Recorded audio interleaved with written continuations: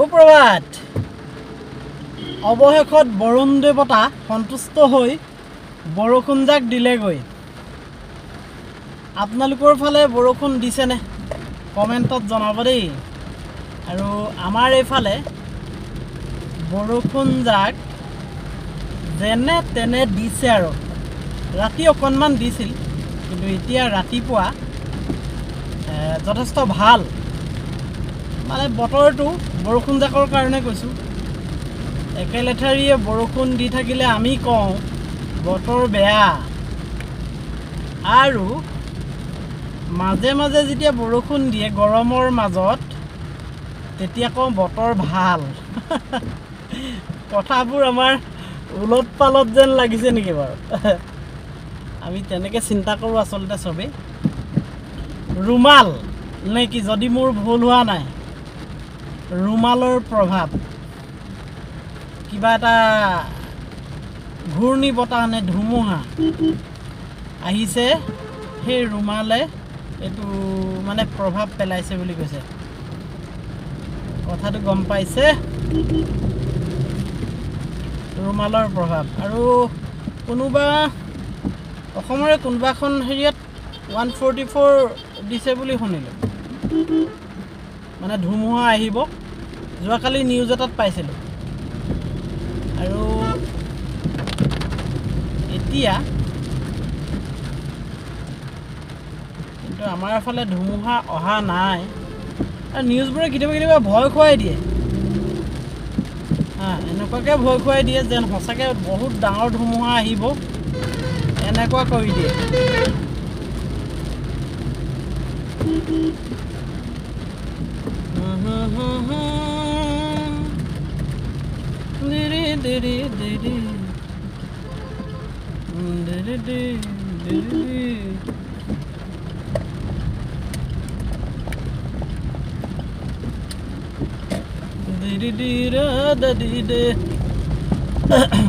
বৰষুণজাক দিলে মানুহৰ বহুত মানে দেহাটোৱে শান্তি পায়। ইমান গৰম পৰিছে ন, আৰু গৰমত যে বহু ঠাইত মানুহে ঢুকাইছে বুলি শুনিছোঁ।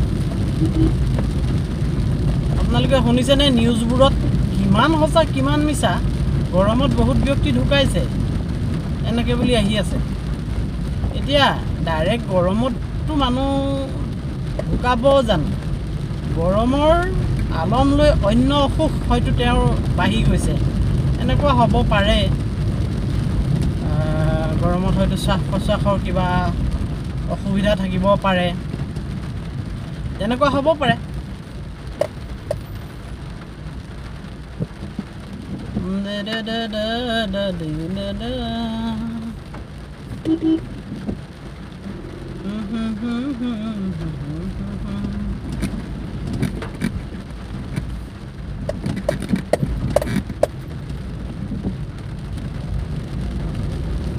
এইখিনি সময়ত স্কুলবোৰ এতিয়া আগবঢ়াই দিলে ন টাইমটো, আধা ঘণ্টামান এডভান্স কৰি দিছে আগৰ টাইমটোতকৈ। মানে সিফালে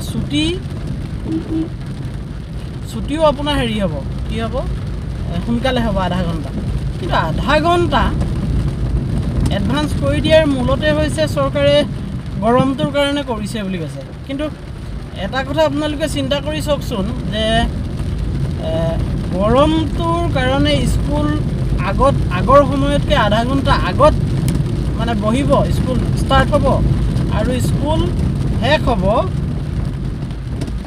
আধা ঘণ্টাৰ পিছত। স্কুল ছুটি হ'ব আধা ঘণ্টাৰ আগতেই, আৰু ষ্টাৰ্টো হ'ব আধা ঘণ্টা আগতে। মানে আধা ঘণ্টা এটা স্কুল সোনকালে ছুটি হৈ যাব। এতিয়া কথাটো আপোনালোকে চাওক, সেই আধা ঘণ্টাটোৰ কাৰণে গৰমটো কি নাইকিয়া হৈ যাব নেকি? বিশেষ প্ৰভাৱ নপৰিব বুলি ভাবিছোঁ। আধা ঘণ্টাটোৰ কাৰণে ল'ৰা ছোৱালীয়ে ঠাণ্ডা যে পাব, তো বৰ মনপুত হোৱা নাই।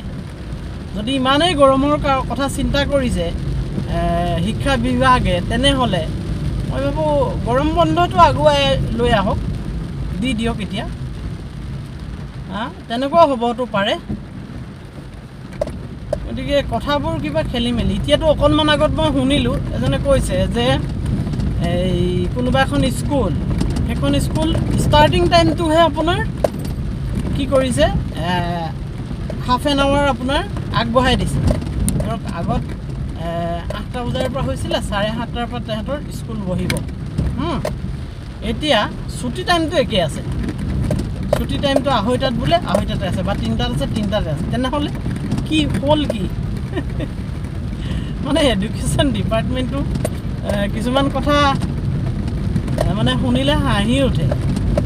সাধাৰণ মানুহে চিন্তা কৰিব পৰা কথাবোৰ ইমান বিয়াগুম চিন্তাশীল ব্যক্তি কয় নহয় প্ৰায় মানুহে যে AC ৰুমত বহি তেওঁলোকে চিন্তা কৰিব পাৰে। আমাৰ দৰে পাব্লিকে মানে যেনেধৰণে চিন্তা কৰে সেইটো দৰকাৰ নাই। কিন্তু সেই বিয়াগুম মানুহবোৰতকৈ আমাৰ পাব্লিকেচোন ভাল চিন্তা কৰিব পাৰে। তেনেহ'লে মন্ত্ৰিত্বৰ পদবোৰ পাব্লিককে দি দিব লাগে দিয়ক, নে কি কয়? গৰমক লৈ ইমান চিন্তা কৰিছে আৰু ঘটনাটো হৈ পৰিছে এয়া। আজিৰ পৰা কাৰ্যকৰী হৈছে বুলি গম পাইছোঁ, নিউজত পোৱা মতে এডভান্সকৈ আজিৰ পৰা হৈছে মানে কথাটো। আৰু হৈছে আৰু আজি লগে লগে বৰষুণো দিয়ে দিছে ৰাতিপুৱা।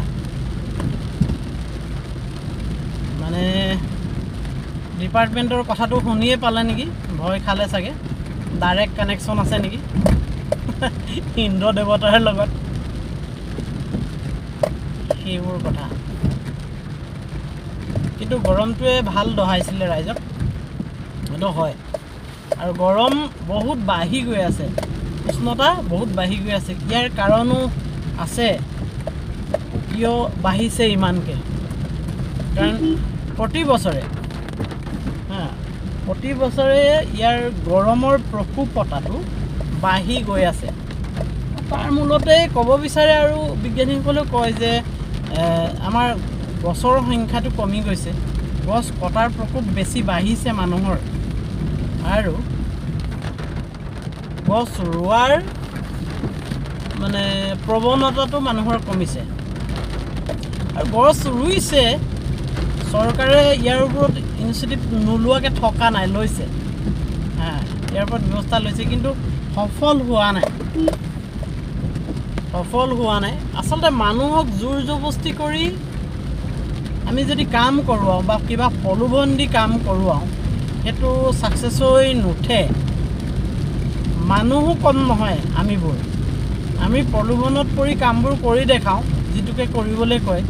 আমুক দিন তামুক দিন কৈ দিয়ে ন গভৰ্ণমেণ্টখনে, তেতিয়া কৰে বা কৰোঁ আমি।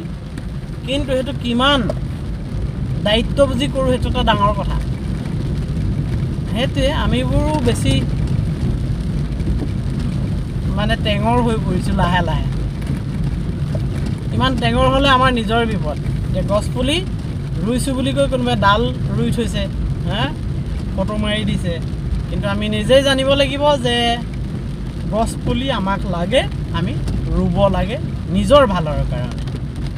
Bye bye.